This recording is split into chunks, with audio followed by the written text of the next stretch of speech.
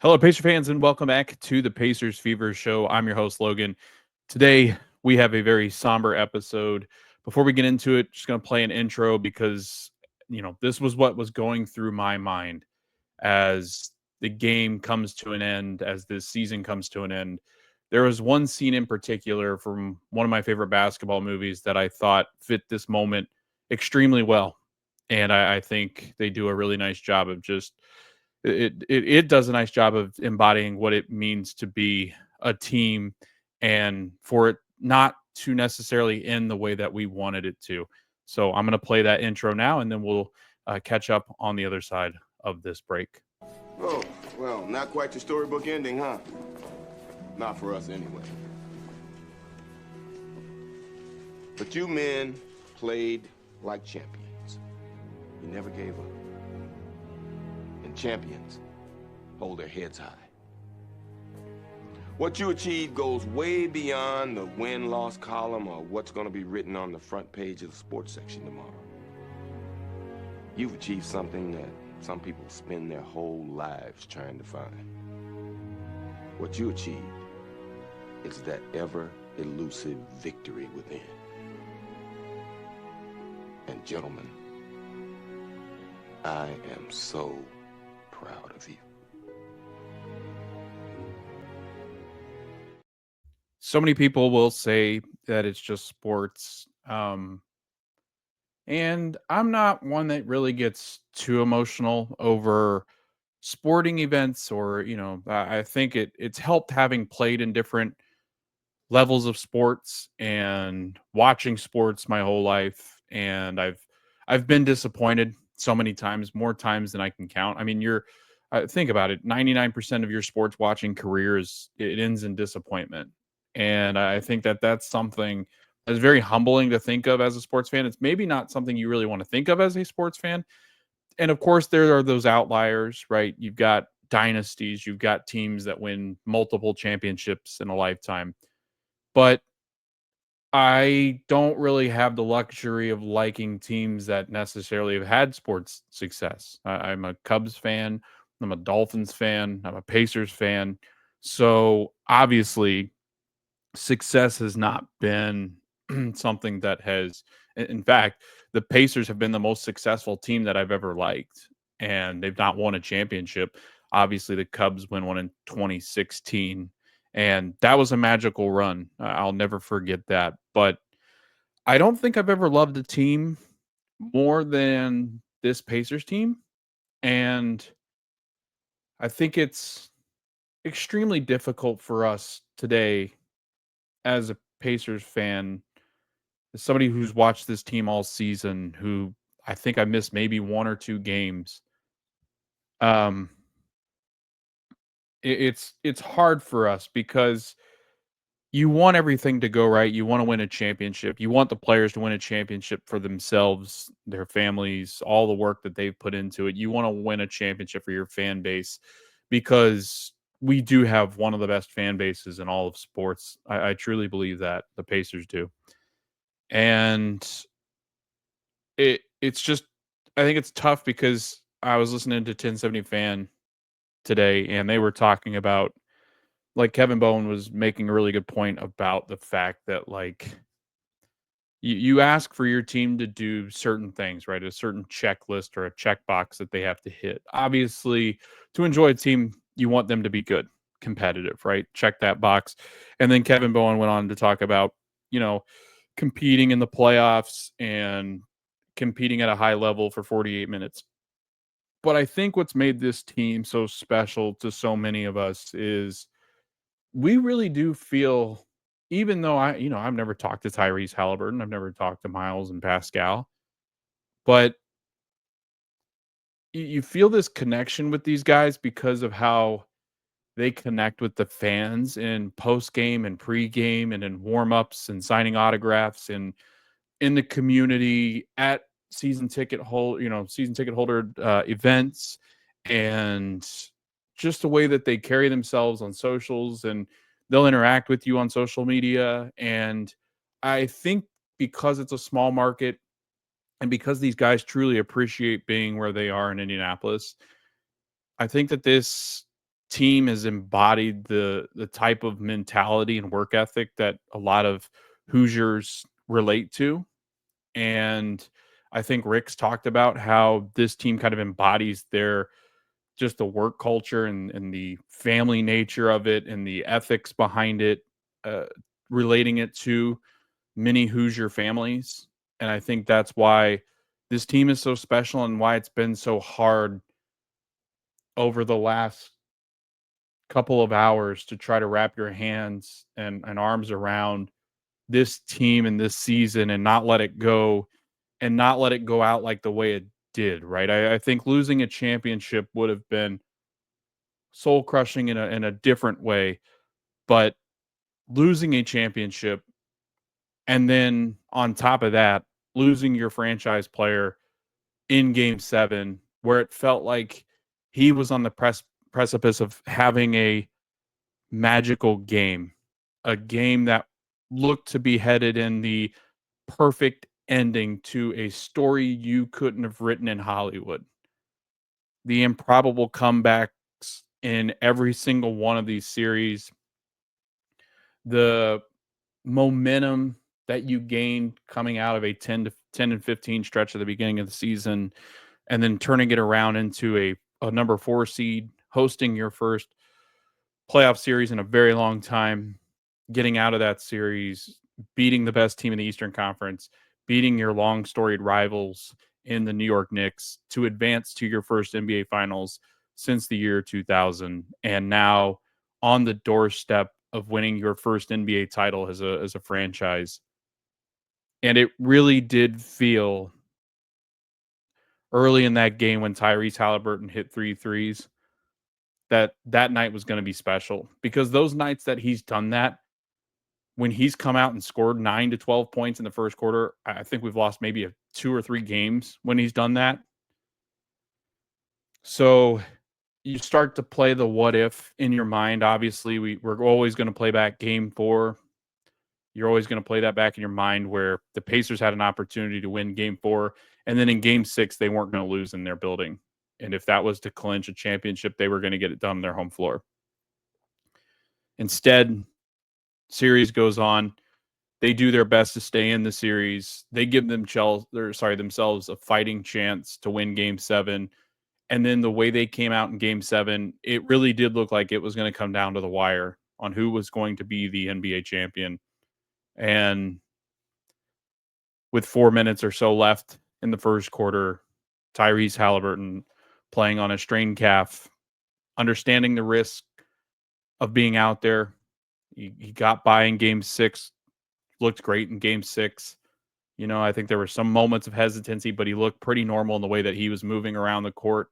Gave a lot of comfort to the Pacer fans. I think the fact that he goes by unscathed in game 6, doesn't have any issues, doesn't really show any kind of signs of having issues or a struggle.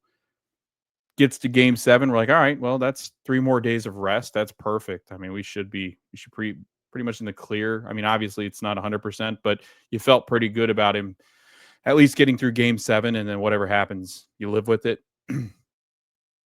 But with I think it was 4:44 left in the first quarter, and about the same spot where he hurt it seriously in game 5, it happens, and he goes to take a step.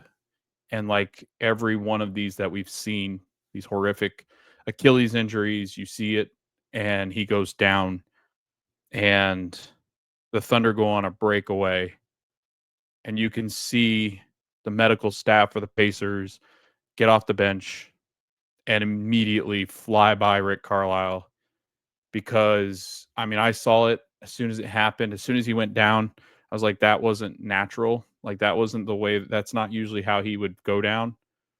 I knew right then that that was not going to be good. And then you hear Breen said, "Oh no, Tyrese Haliburton is down."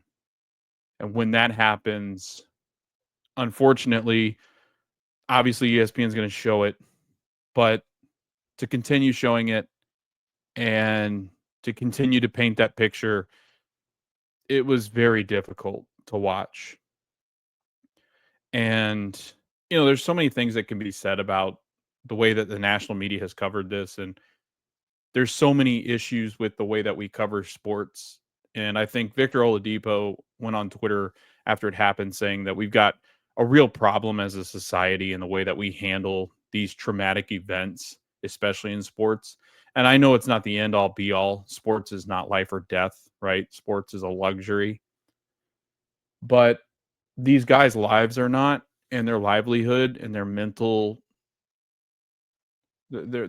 health is very important. And we will move on as a fan base. Teams will move on, but the player that had to go through that will not move on from that moment. They will always have to live with that idea of what could have been. And in this instance, on the biggest stage, in the last moment of the biggest stage, like if you had to say what would be the worst case scenario for an injury, and you had to pick a game or a title, like it'd be a title game like this. Like this is the worst case scenario for the Pacers and Tyrese Haliburton.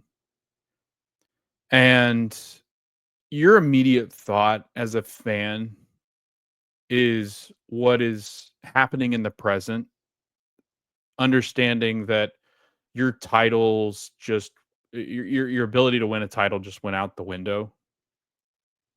But right after that, your next thought is, man, do I feel bad for Tyrese Haliburton? I think what made this just even worse than the injury, because we've had, I don't think other fan bases realize the horrible injury luck that we've gone through as a fan base, with the Pacers being on the cusp of getting to an NBA title or NBA Finals series when Paul George was around. You had Paul George, you've had the malice in the palace, right? Not an injury, but definitely something we could have controlled, and you got to do better. But still, the amount of luck or just the amount of crap that has happened to this fan base. I don't think a lot of sports fans could go through what we've gone through as Pacer fans and made it out, right? I mean, you think all the way back to the Malice of the Palace, that team probably wins a title or has a good chance to do it in the next couple of years after that. Paul George, what could have been, right? Does he beat or finally get the best of the Heat? We'd forced him to a game 7. We'd been the number 1 seed. We were looking like we were going to contend for years to come. Paul George may stay in Indianapolis. And then we get Victor Oladipo, and I know that team was not necessarily maybe title contending, but definitely one of the better teams in the Eastern Conference. And then you're trying to build around him, and all of a sudden his quad goes. So that's 3 in the last 20 some odd years that you can point to where a brutal injury or choice has drastically changed the trajectory of a team and a franchise for years to come. I don't know what happens with Tyrese Haliburton in the future, right? Nobody knows that. Um, we talked about this leading up to Game 7 and into the NBA Finals, and we've talked about just how dangerous the word dynasty is until you've actually completed a stretch of like 3 or 4 titles in the in 10 years or whatever it might be, because things can change in an instant, right? I know there's going to be a lot of discussion over the next couple of weeks that the Oklahoma City Thunder, and leading up into next season, the Oklahoma City Thunder are destined to be a dynasty, right?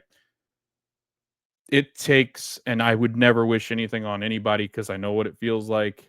It's awful. But you just never know what can happen to your team, to your players, to your coaches. Things happen and you've got no control over them. And one thing, one injury, one choice can make the difference and change the trajectory of your favorite sports franchise for the rest of time. I don't want to get on here and sound completely negative, but it's hard not to think about one, what could have been, But two, I think, when people have asked me today how I feel or last night how I was feeling, try to explain to somebody, and this is easy for sports fans, trying to explain to somebody that you were at the highest of highs with a chance to win an NBA title or a title in your sport. Think about this. And you come out and you look like you're going to give it a really good shot of winning a title that night. And all of a sudden, your franchise player goes down with an injury, will not play in the rest of that game. And you know for almost a fact that he will not play again next season. She will not play again next season. So you go from the highest of highs in all of sports, a game to win the title, and it comes crashing down in a split second. And you're talking about crashing down for this year and everything you accomplished for this year. You're talking about crashing out for next year, and you don't know what the future holds because the players that they built this team around will be older. Things will happen where they can't sign certain guys through different contracts. Missing a year of Tyrese Haliburton is going to make a huge difference on how this team looks next year. The decisions that are going to have to happen in this offseason will change the way that the team looks when Tyrese is back. And I've heard a lot of people say this today, and I'm more in the boat of like, okay, it's over. I get it. We can talk about it. We can have this therapy about it. We can think about how awful our lives are right now, but think about Tyrese Haliburton first because there's nobody going through it more than Tyrese and his family. So I really do want to shout them out. Like there will never be a player that I see more likable, lovable than Tyrese Haliburton. He is the most lovable guy I think I've ever watched in any sport. And yes, I've got bias, right? But he is so likable.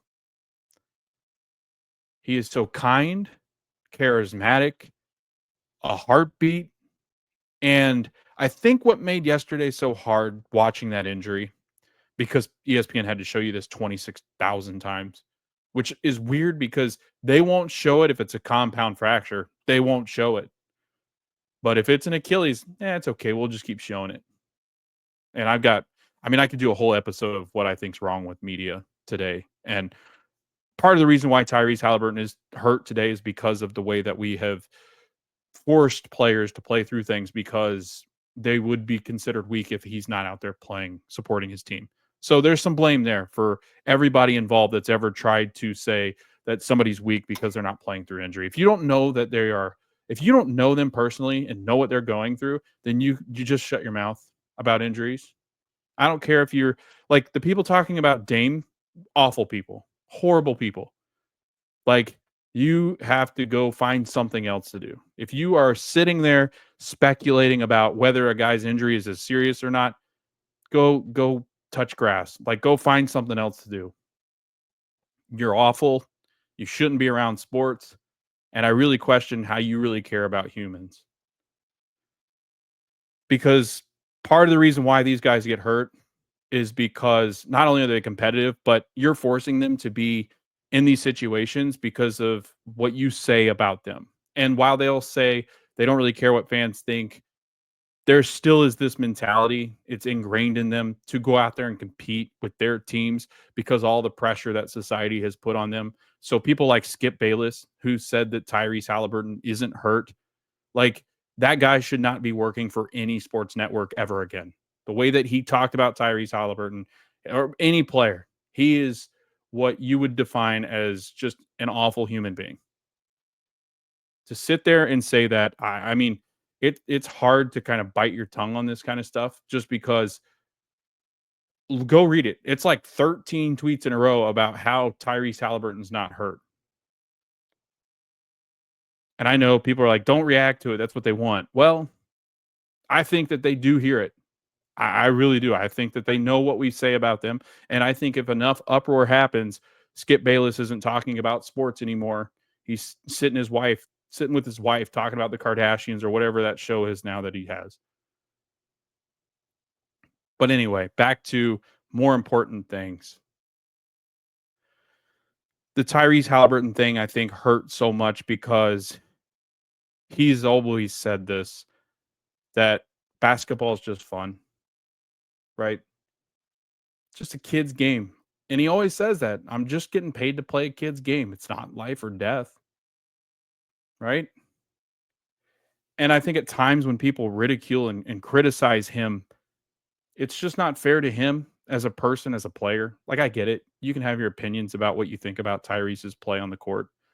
But to question his personality and his character and what he does and what he doesn't care about, and why he's engaged in the game and why he's not, you're talking about a human being, right?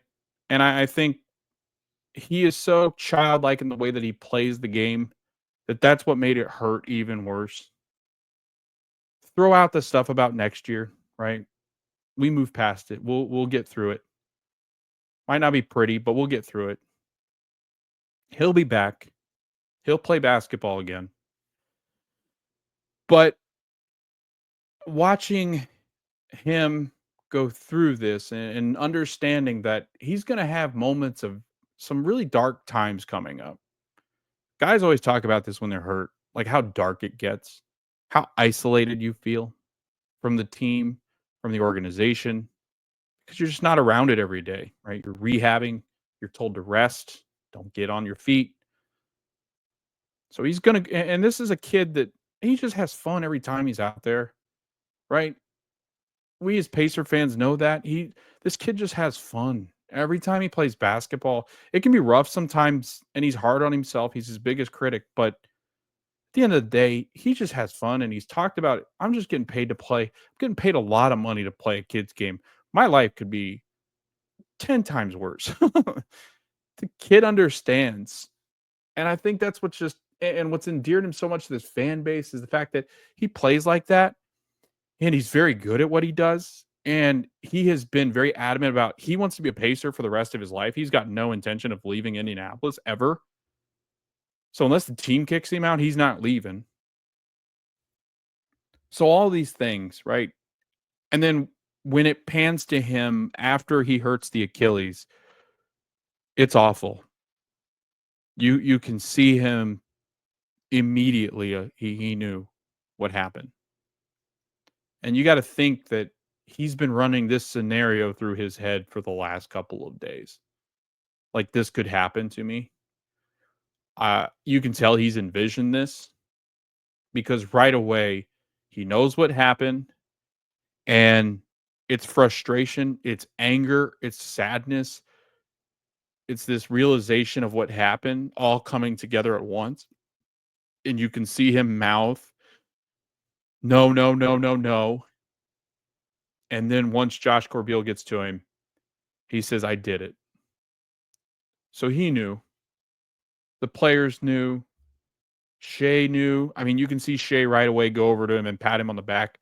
And SGA is a monster on the court, but he is a very kind human being.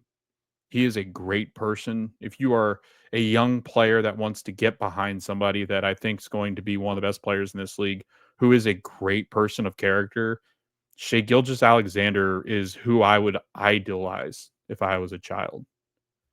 He is exactly what you want a human to be. Every facet of everything that he is, and even, look at Jalen Williams. I mean, those kids are unbelievable human beings. You can't say enough good things about them. I know it's tough too right now as a Pacers fan because of losing this series, but at the end of the day, those two are incredible human beings, and I have so much respect for both of them and the way they carry themselves and how they talk about basketball and talk about people.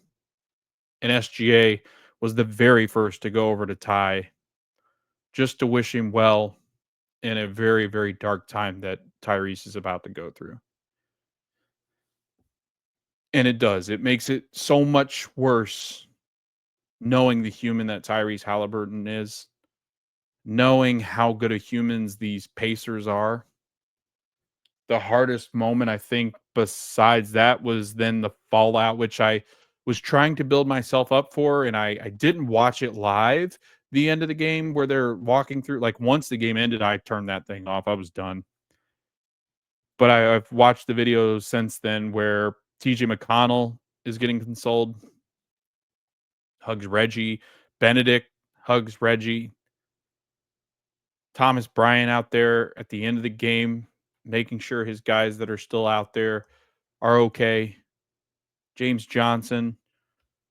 I mean, you could just see James's demeanor change because of how much he respects and cares for Ty. I mean, he's like a little brother, Tyrese is to James Johnson. The coaching staff hugging players, Rick Carlisle hugging players. And again, you just the craziest thing about this team is how many good guys they have. They're all great guys. They're all very nice people. They're very caring, very loving. I mean, Obi Toppin's that's probably the hardest thing to hear. Pascal's is really hard to hear too, like the way that he's talked about Ty, and he's given Tyrese has given Pascal a reason to enjoy basketball again. But the next hardest thing listening to was definitely Obi Toppin, because Obi Toppin blames himself for Tyrese's injury because he's the one that passed up an open shot to pass it to Tyrese. And he thinks that if he just shot the ball, that Tyrese wouldn't be hurt. That's not fair to do to yourself. And Obi's not listening to this probably, but just the fact that he thinks like that is just it's horrible in the way that, like, you don't want anybody to ever think that it's their fault for those kind of things. But it just shows how good of a human being he is, how much he cares. And this is a guy that, again, he was thrown in trade rumors that the Pacers might have moved on from. And who knows what happens in the future with this team. And you would like to think that they'll bring most of these guys back. But, things are going to happen because of this now. But just up and down the roster last night, guys, they were sending the podium, TJ McConnell and Pascal apologizing to the Pacers. Like, don't apologize to us. We don't know. You guys did everything you could do. You left it all on the court. Blood, sweat, tears. You guys gave us the most magical season we've ever witnessed as sports fans. There is nothing to hang your head about. You guys, in our minds, are still champions. Yes, it would have been nice to bring back a championship trophy, but there is so much more to life and basketball. And I know we might not ever get back here in my lifetime, but I just I feel so much for these guys because I've not even to this level or to this extent, but I've been on teams that have won championships. I've been on teams that have crashed out of playoffs, and I've been part of an epic collapse in sports where we had a chance to get to a title and win the title, and we just folded completely. And I'll never forget the emotions that you have to go through to get over that. I mean, you think about this for weeks and weeks and years. Like, it's amazing what sports can do to somebody. I can't imagine what these guys are going through at this level. This is their livelihood. This is what they do for a living, for fun too. This is what they've dreamt about their whole lives, and to come up short by one half. And yes, I know the third and fourth quarter, even the second quarter, we were just kind of playing with house money at that point. But we had the lead going in, so technically we had one half left that we just had to stay even with the Thunder, and you have a chance to win the title, even with your best player sideline. So to come that close, for this to mean so much to these guys, you really feel for them because of how good of humans they are. And that's why I think it's just watching Tyrese get hurt and watching these players go through what they're going through and the effects that they'll feel from this for years to come. It's just really hard to fathom sitting in this spot because of everything that transpired in this game. I hate to say it, but I think if you walk out of this game, even having lost the title with a healthy Tyrese Haliburton, at least you can wake up today going, we can get back here next year. Why not? Right? But today you wake up and go, man, we once again have our star player who will likely miss all of next year.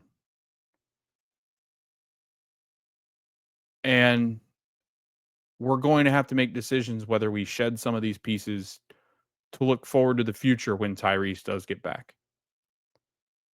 Because I think they go from like first or second favorites in the East all the way down to like fifth or sixth now without Tyrese Haliburton. And honestly, if I had to pick right now, they're not a title contending team without Tyrese Haliburton. Now, crazy things happen, but that's what it all felt like last night. It wasn't just this year's title, this year's team. Now it feels like this year's title, this year's team, next year's title, next year's team, and who knows after that. Like, how long will it take Tyrese to get healthy and back to playing the way he was?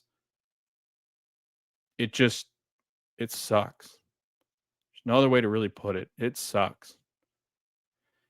And again, going back to the saying of like, there is soul crushing, and then there is like, rip your heart out, stomp on it, crush your soul, chop up every bit of piece that's left, and feed it to the wolves. That feeling is what we feel, I think, today. It's hard to think about anything positive going forward. And it's hard because you want to relish and cherish and appreciate what this team did this year. But because of Tyrese's Achilles, it just, and I think as time goes on, it'll heal these kind of wounds from this series and from that injury. But I think we will always look back, unfortunately, to this series, a couple of these games, and then that injury. And I was listening to Zach Lowe and them react to this, and they said that, and Bill Simmons goes, when you think about NBA Finals, you think about the titles, right? You think about 2016 Cavs, you think about the 2020 Bucks, or 2021 Bucks, the 2020 Lakers in the bubble. You think about all these teams, right? The 2014 Heat, the Golden State Warriors on their stretch. You think about the winners. And I know people will think about OKC as being historic, but I will also, it is. I think Bill's right. You'll think back to 2025 NBA Finals, and you'll think about the magical run that Tyrese Haliburton was on, and it all came crashing to a halt in Game 7 because of an injury. It's something that will be discussed forever, and that's unfortunate for Ty because he's always going to have to live with that. And it's not his fault, and it's just going to be awful. And so that just makes you really feel for the human being that is Tyrese Haliburton. But there's no way to really, I think you just got to be honest, right? I think fans need to understand just how much this hurts for not just the fans, but for these guys. So this is tough, man. This is a tough one to swallow. And I just feel like it's not fair. I know it sounds very childlike. Like, it's not fair. It sounds like we're throwing tantrums, but it's just not. And it's okay to feel that way, I think. So, I mean, just let me know your thoughts. There's so much that you can say about this, and I know that a lot of questions and stuff will come about what the Pacers' future looks like, and we'll get into what that looks like. I just want to make this episode because I feel that we need to react to this game. Pacers lose 103-91 to the Thunder. Thunder win their first NBA title in their franchise's history. It's an exciting time for them, right? They've got a really good young core that they'll be moving forward with. And SGA winning the Finals MVP, deservedly so. That series was really all about the defense and the home court advantage that the Thunder had. It really was the difference in this one. I think if the Pacers have home court advantage, this looks totally different. But a historic team, a historic year. one of the best teams to ever do it. And the Pacers went toe to toe with Goliath and just fell short. Um, just not an overall good game from a lot of guys, but again, it comes with understanding that so much of their energy had to be zapped after watching their guy, their heartbeat, their soul get ripped out of them right in front of their eyes, and then they had to play 36 more minutes plus. So it's really tough to kind of pin this on anybody or talk about certain players in this game particularly. I think you can go back and look at the postseason and I think you can make a better judgment of different players and get an understanding of where maybe this team can improve going forward. And I think that they're definitely now pieces away from a championship. But I think there's even with the healthy Tyrese Haliburton, there's some things that need to be improved. And I think it'll come down to just decisions that are made in the offseason. What's going to happen with Miles Turner? His contract is still up at the end of this season. Well, it is the end of the season, so his contract is now expired. So he is now going to enter negotiations maybe with the Pacers or another team. The Pacers might enter, different negotiations with different players, depending. Um, so much talk about the future of this franchise is going to happen, and we'll start it relatively soon because the draft is on, I think it's on Wednesday. Hold on, let me check. NBA draft. When is it? It is on, Wednesday, June 25th at 8 p.m. So that'll be lovely. We'll get to hear people talk about this finals on Wednesday again. So if you're tuning into the draft, which the Pacers don't really have anything to do on that day, I mean, there might be some trades, who knows? But gosh, I mean, the fact that you played up until June 22nd doesn't leave a whole lot of time for the offseason. Pacers are going to get right back. I mean, they're going to land today, or sorry, they landed last night. They're going to probably kind of wrap their heads around what happened today. I imagine that some of them will be back to work tomorrow as far as the front office, or if they're not working today or working tomorrow. Like they got to ramp right back up into this. And that's got to be so tough because I mean, what the calendar releases in August. They start doing a lot of stuff in August. You got like 2 months. I mean, this is a quick turnaround that they're going to have before preseason. So a lot of decisions are going to have to be made within the next couple of weeks about their future and what they do.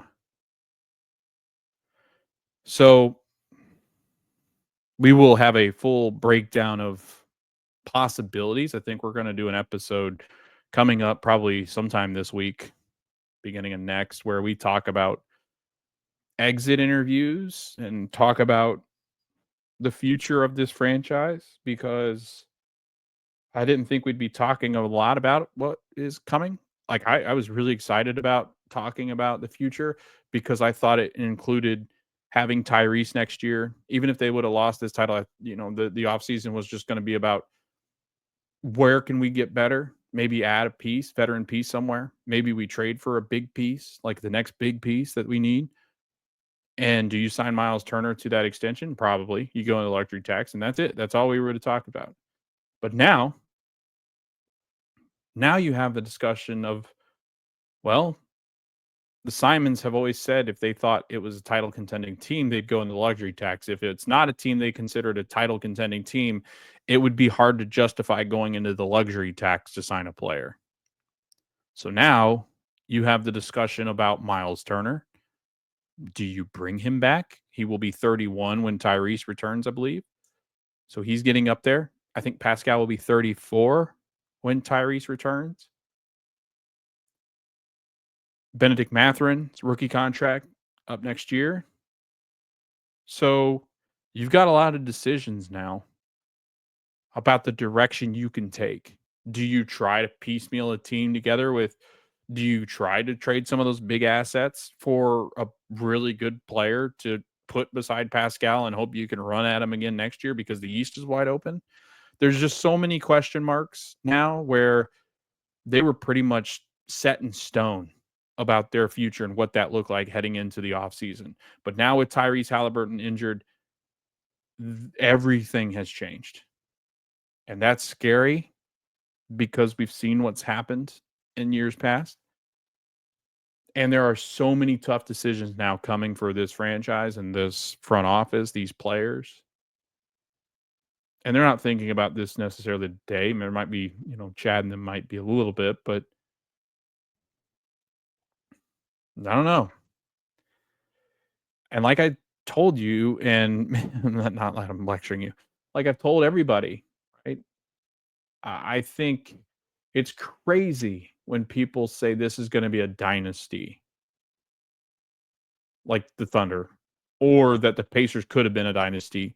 Like the discussion of like these teams are going to run it back and do it again. I mean, look what happened to the Celtics. The Celtics were heavy favorites to win it again. They didn't win it again. They didn't make it to the Eastern Conference Finals. Your future and your trajectory as a franchise can change in an instant, and it's changed. Our view of this team will not be the same next year. Just won't. Now, could we still get to an Eastern Conference? I think if we add a piece, we could. But do you risk that?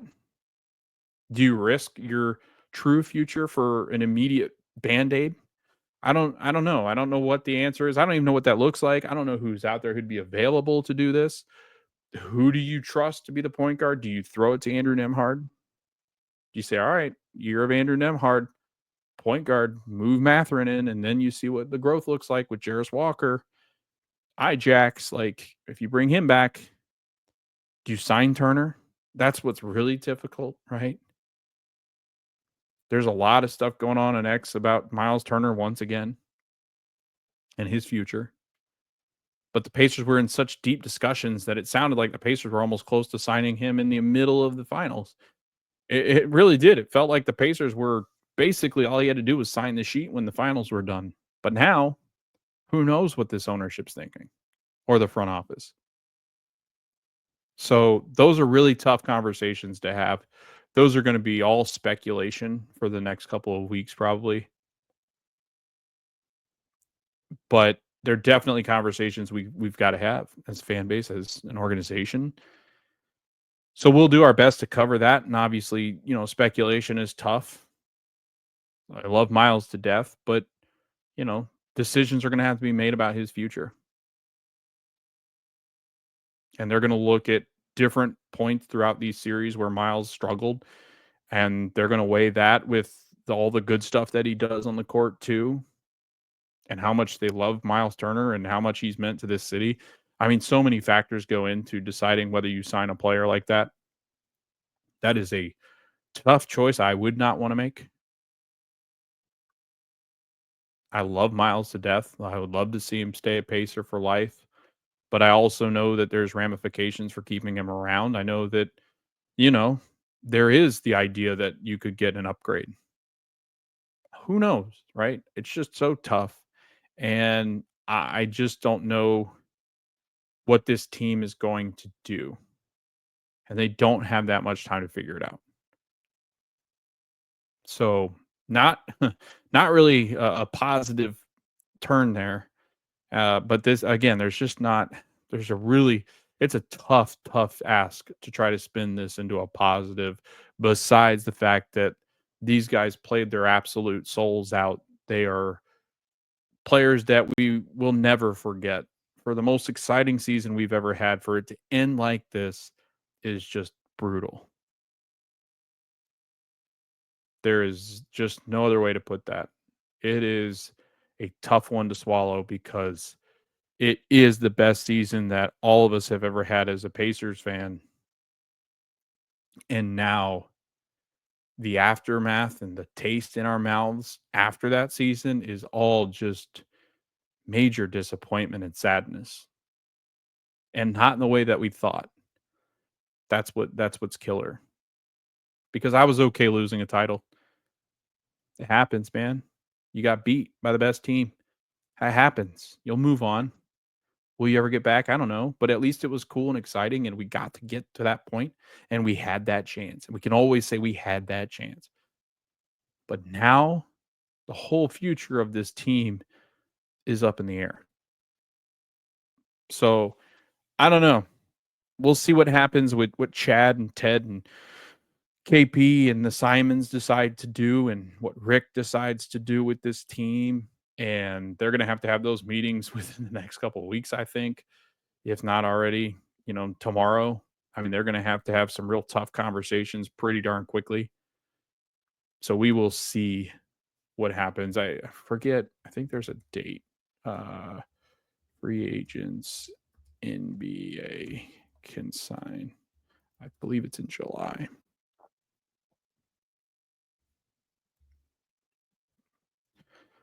Looks like July 6th from a quick Google search. So that's like it's a couple weeks, 2 weeks and a half, I think. Yikes. Yeah, that's the one drawback of playing this late to the season. When your team loses, they got to try to figure that out pretty darn quickly. But it's I don't know. We've got a lot to discuss, which is unfortunate for so many different reasons coming up in the next couple of weeks and months. There's going to be a lot of different things that will have to happen and things that we'll see that we unfortunately shouldn't have had to see, but we're going to see. And there's some positive spin in there. There is, and we'll get to that. There is some positives at least for this team, but right now it just feels like everything is just crashing down around. And I know it's probably going to feel that same way for the players, even more so. So this is again, I know we didn't really talk much about the game, but there really wasn't much to talk about the game because everything you could just say, well, I mean, you got to realize Tyrese Haliburton was out of this game and the players were just not in it, not engaged. TJ McConnell, I mean, just like every game he's ever played in the NBA, the dude is a menace and he played his soul out and he was crushed after, understandably. And these players, crying on the bench and crying in the locker room, very upset. Just a tough scene and something that they'll grow from. I think some of these guys will grow from this moment. We've got a lot of good, young, exciting players, and the future is bright for a lot of these guys. But it's tough right now in the moment to really look into those things in depth because of just everything that's happened, and your heartbeat is going to be put on pause for a little bit with Tyrese out. So we're going to get to see what this team is made of next year. This team will never quit. We saw that in Game 7, even with Tyrese out. They still thought they got a chance. And to be honest with you, they deserve that. They've played where they should feel like they've always got a chance, no matter who's out there. And kudos to them. Their brave effort in Game 7 when everything was working against you. They continued to fight. And that's all you can ask for in a team, is that they continue to fight even when their going gets rough. So they are a team that I will always be proud of. They were a team that I think everybody else will be proud of. We will love them forever. Heck, I'd even say don't even let them pay for another meal in the city just because of how special this season has been. This postseason, one of the best, probably the best storybook underdog story to ever exist. We'll be talking about all those Tyrese Haliburton shots for decades and centuries. I mean, that's the kind of run he went on as an individual. Clutch shooting performance. It's probably the best you'll ever see in NBA history, which is amazing to say. And it's another reason why it's just so crushing for Tyrese and his family to have to now experience what he is experiencing. So we love the guy. We want him to get better. Tyrese, get better. We love you. We want you here. I know that you want to be here. And just looking back, thanks for all the memories from this year and all the memories that he's brought from Sacramento and all of his time here. It's just been nothing but fun. And every year he's been here, it's been a blast to watch this team, and we appreciate everything that Pascal has done and Miles has done, and Drew and Aaron, Obi and TJ, Jarris, Shep, Thomas Bryant, Tony Bratt. Like, what an unbelievable team and cast of characters. And I will continue to have fun watching this team. We'll continue to cover this team. We will be having a lot of fun next year, no matter what, because this team is just built of guys that you can be proud of to call your guys. They will continue to fight no matter the obstacles or challenges thrown at them.